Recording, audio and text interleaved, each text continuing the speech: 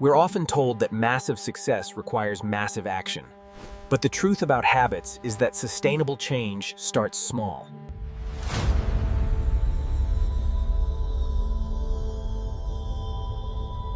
You think you understand habit. You think it's about discipline, about motivation, about trying harder. But what if I told you that everything you believe about self-improvement is designed to keep you stuck? Because here's the truth nobody tells you about Atomic Habit. It's not a book about habit. It's a book about control over your identity, control over your behavior, control over your future. And if you don't understand this, you will read the book, feel inspired, and change nothing. Let's start with something uncomfortable. You don't fail because you're lazy. You fail because your brain is working exactly as it should. Your brain does not care about your goals. It cares about one thing: efficiency, saving energy, avoiding discomfort, staying alive. So when you say, I will wake up early, I will go to the gym,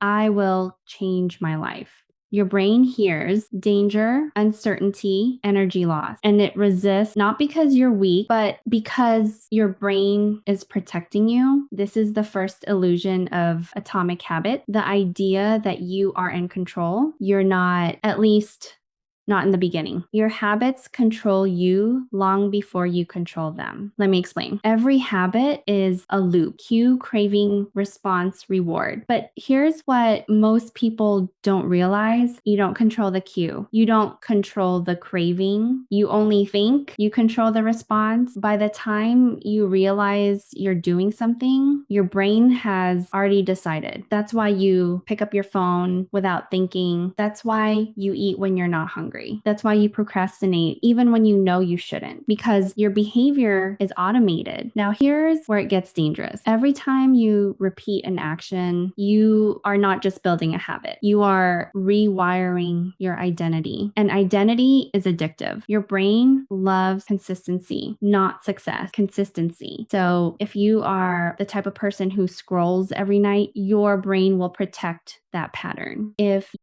are the type of person who quit, your brain will reinforce it, even if it destroys your life. This is the dark side of identity-based habit. They don't care if the identity is good or bad. They only care if it's consistent. So the real question is not, why can't I change? The real question is, who am I protecting by staying the same? Now, let's go deeper, because this is where Atomic Habits becomes dangerous. If you misunderstand it, the book tells you, make it obvious, make it attractive, make it easy, make it satisfying. Sounds simple, almost too simple. But here's the hidden layer. These are not just habit rules. These are psychological manipulation tools, and you are both the manipulator and the target. Make it obvious. This means controlling your environment. But what does that really mean? It means removing choice, because every time you rely on willpower, you lose. So instead of trying to be stronger, you make bad behavior invisible. No junk food in the house, no phone near your bed, no distractions in your workspace. And here's the truth. If something is not visible, it practically doesn't exist in your brain. Now, make it attractive. This is dopamine. But here's something most people don't know. Dopamine is not about pleasure,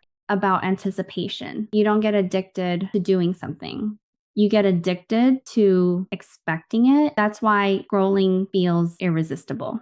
Not because it's enjoyable, but because the next post might be. So when you build habit, you're not creating actions, you're creating cravings. And cravings are powerful. They bypass logic. Now, make it easy. This is where most people fail, because they misunderstand effort. You think effort builds discipline, but effort actually kills habit. The more effort something requires, the less likely you are to repeat it. So the goal is not to push harder. The goal is to reduce friction. But here's the hidden danger. The same rule applies to bad habits. The easier something is, the more it controls you. Convenience is not neutral. It shapes your life. And now the last one, make it satisfying. This is the most powerful one and the most misunderstood. Your brain doesn't care about long-term rewards.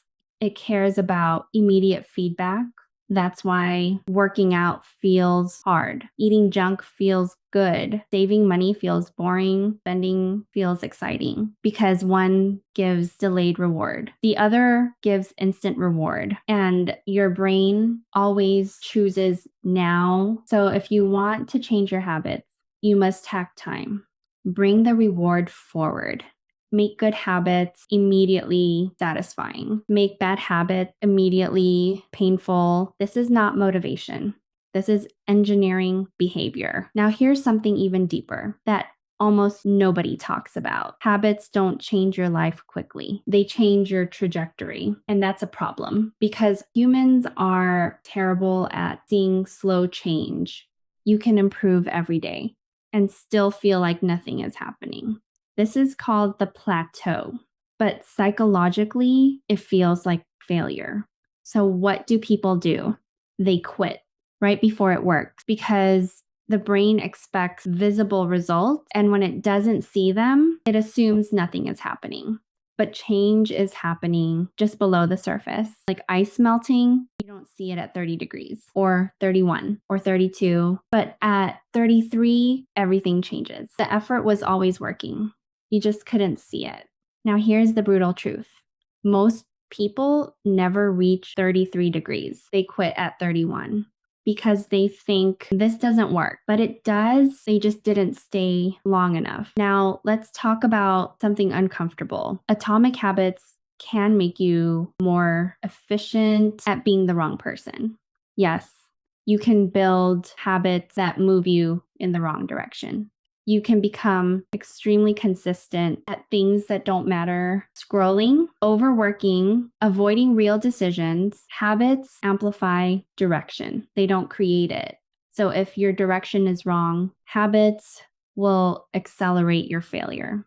That's why the most important question is not, what should I do every day? But who am I becoming? Because once that is clear, habits become obvious. Now, let's go even deeper. Why do people really fail? Not because of habit, not because of discipline, because of internal conflict. Part of you wants change. Part of you wants comfort, and comfort usually wins because it's familiar, predictable, safe. So when you try to change, you feel resistance, not physical resistance, psychological resistance, fear, doubt, avoidance. And here's the truth, that resistance is not a problem. It's a signal. It means you are stepping outside your identity and your brain is trying to pull you back. So the goal is not to eliminate resistance. The goal is to expect it, to understand this feeling means I'm changing. Now, here's the final layer, the one that changes everything. You don't become successful by doing big things. You become successful by becoming someone who does small things consistently. And that is incredibly boring. No hype, no excitement, no big moments, just repetition every day. And that's why most people fail, because they are chasing intensity instead of consistency. But the truth is simple. Consistency is power, not for a week, not for a month, but for years. And when you combine identity, environment, friction time, you become unstoppable, not because you're motivated, but because you've removed the need for motivation. And that is the real power of atomic habits. Not changing what you do, but changing who you are. So if you take one thing from this video, let it be this. You don't need more motivation. You don't need more discipline. You need a new identity. And you build it one small action at a time, even when nobody sees it, even when nothing changes, even when it feels pointless, because one day it won't and everything will click. If this opened your eyes, subscribe, because the next video will destroy another belief you didn't know was holding you back.